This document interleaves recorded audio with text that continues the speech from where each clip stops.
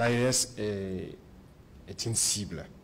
Voilà, c'est voir des Africains s'unir, c'est pas bon pour d'autres. Les questions fusent des 4 coins du pays pour le président du Faso dès l'entame de cette émission interactive sur les antennes de Radio Burkina. Une première série de questions porte sur les velléités de déstabilisation. L'occasion pour le capitaine Ibrahim Traoré d'expliquer les enjeux et surtout les mobiles de cet acharnement pour couler le navire Burkina. En sévissant pour redresser, vous créez des ennemis internes et externes. Il faut donc s'attendre à ces situations de déstabilisation, d'assassinat et de tout. Parce que nous avons touché aux intérêts de beaucoup de personnes. Il y a donc une inégalité sociale, il y a de la corruption, il y a une mauvaise gestion de la chose publique. Si nous essayons de vouloir redresser tout ça, forcément on va toucher aux intérêts individuels de certaines personnes. Et ces personnes très souvent sont riches, ont de l'argent, utilisent cela pour manipuler souvent des personnes plus pauvres qu'elles, pour nous les mettre à dos en fait. Ça c'est à l'interne et ces mêmes personnes n'hésitent pas à coaliser donc avec les forces impérialistes qui passent leur temps donc à nous endeuiller, à nous appauvrir. L'autre pan, ce sont ces forces extérieures-là. Il y a beaucoup de pays aujourd'hui qu'on a sous le dos et on n'a pas le choix, il faut le faire. Voilà, si nous voulons que notre patrie soit indépendante, si nous voulons notre souveraineté, si nous voulons que les Burkinabés mangent à leur faim, si nous voulons que nos enfants aillent à l'école sans payer un franc, si nous voulons que demain, le paludisme qui est une des maladies les plus répandues au Burkina Faso, que nous puissions soigner notre population sur certains mots à 0 franc. Voilà certains rêves que nous avons, mais il va falloir faire beaucoup de concessions, il va falloir empêcher certaines puissances de nous piller et ça crée beaucoup d'ennemis. Donc nous sommes préparés à ces situations, nous les vivons comme normal en fait. L'attaque de Barsalgo est également une question commune à plusieurs auditeurs. Là également, le chef de l'État sait les motivations et la stratégie. Derrière cet acte terroriste se cache plutôt le dessein funeste de certains fils de la nation. Barsalgo, je ne vais pas rentrer aussi dans les détails, mais Barsalgo, je pense que j'étais personnellement visé. Parce que Barsalgo et moi, il y a une histoire. Barsalgo et la situation du pays, il y a une histoire. Voilà, en juillet 2022, vous pourrez peut-être après vous renseigner sur place à Barsalgo. J'ai défié beaucoup d'ordres pour m'interposer pour que Barsalgo ne tombe pas. Et donc j'ai sacrifié beaucoup de choses quand même à Barsalgo. C'est le lieu pour moi de remercier beaucoup de gens qui nous ont soutenus dans notre manœuvre pour que Barsalgo soit. Et je pense qu'ils ont ciblé Barsalgo parce que ça allait me toucher. Toutes ces velléités permettent au peuple de comprendre jusqu'où peuvent aller certains Burkinabés pour leurs intérêts personnels. En tous les cas, la récréation est terminée.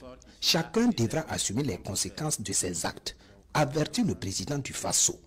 Et de rassurer, contre vents et marées, le navire Burkina avance, suivant la trajectoire voulue par le peuple et propulsé par les forces combattantes qui reçoivent ici un hommage appuyé du chef suprême des armées. Nous sommes en train de recruter, sur les 2 années, je pense qu'on est à plus de 30 000 personnes recrutées presque dans l'armée seulement, et les autres forces aussi ont recruté.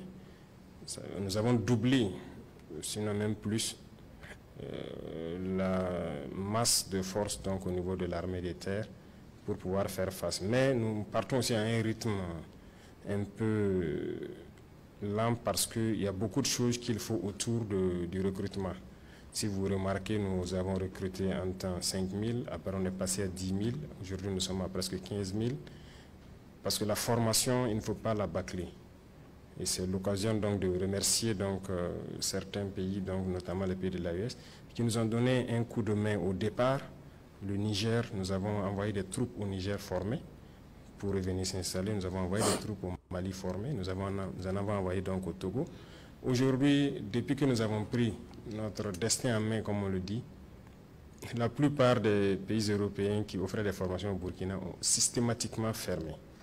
Et certains pays, malheureusement, donc, qui sont nos voisins, ont automatiquement aussi fermé les rapports militaires avec nous. Tout cela participe de la souveraineté, puisque désormais, les formations militaires s'effectuent dans l'espace AES, répond le chef de l'État à un groupe d'auditeurs qui s'intéresse aux résultats engrangés depuis l'institution de la Confédération des États du Sahel. L'AES est une cible.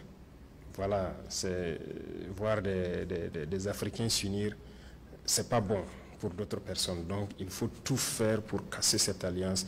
On comprend, mais nous sommes là pour ça. Et voilà pourquoi très tôt, nous avons commencé donc à mettre en place immédiatement dans chaque pays des officiers de liaison. Voilà, donc il y a des Burkinabés au Mali et au Niger qui participent donc au centre des opérations.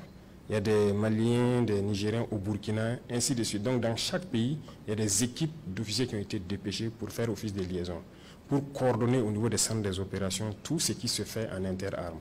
Je vous ai parlé tantôt de la formation. On a fait beaucoup de formations ensemble. Et si vous vous souvenez, dès le départ, il y a des gens qui ont signalé entre-temps des forces spéciales guinéennes qui étaient ici. Ils sont venus nous aider à former. Et dans l'AES, on a eu beaucoup de formations ensemble. Vous avez dû voir des rumeurs qui ont circulé des forces burkinabées à l'aéroport de Niamey, ainsi de suite. On a fait de l'entraînement ensemble, mais on fait aussi du combat ensemble. À ce rendez-vous avec les auditeurs de Radio Burkina, le capitaine Ibrahim Traoré décline une fois de plus sa vision d'un Burkina industrialisé. Construction de rails modernes, installation d'usines d'exploitation et de transformation de nos matières premières, tout est fait pour créer en interne des emplois pour les jeunes et de la richesse pour le pays, conclut le président du FASO.